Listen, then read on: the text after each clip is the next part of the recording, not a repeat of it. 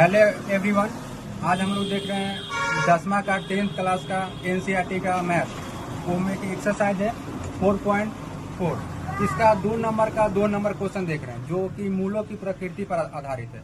ये क्वेश्चन में कहा गया है क्या, यदि किसी कोई सवाल का मूलों की प्रकृति समान है उसमें k का मान क्या होगा। तो सवाल यहाँ पे है kx into k minus 2 plus 6 बराबर 0। इसमें k का मान निकालने के लिए सबसे पहले हम लोगों को a b c का मान लिख लेते हैं। a का मान क्या होगा, a का मान यहाँ पे a का मान डायरेक्ट नहीं निकलेगा, यहाँ पे इसको सॉल्व करना होगा समीकरण को। इसको गुणा कराइए तो होगा kx², इधर कितना हो जाएगा तो हो जाएगा 2kx और प्लस कितना हो जाएगा 6 बराबर 0। सबसे पहले यही करना होगा चूंकि आपको यहाँ पे द्विघात समीकरण में नहीं था।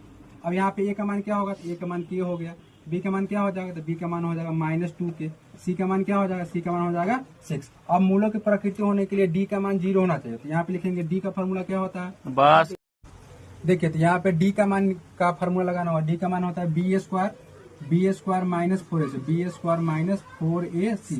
यहाँ पे मूलों की प्रकृति बराबर रखना है तो बराबर में 0 डालना होगा। अब यहाँ पे इसको बना देंगे तो देखिए b का मान क्या हो जाएगा, b का मान -2k, तो -2k का स्क्वायर कर देंगे।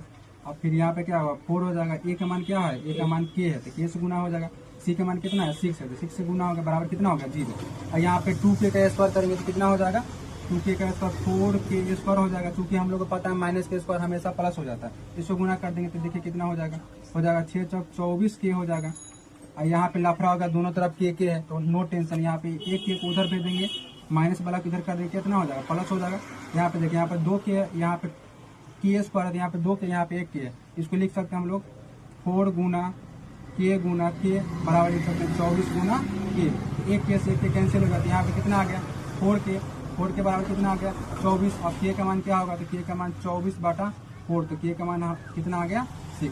आगे आप लोग का आंसर निकाल के तैयार होगा, k का मान आखिर में 6 आ गया।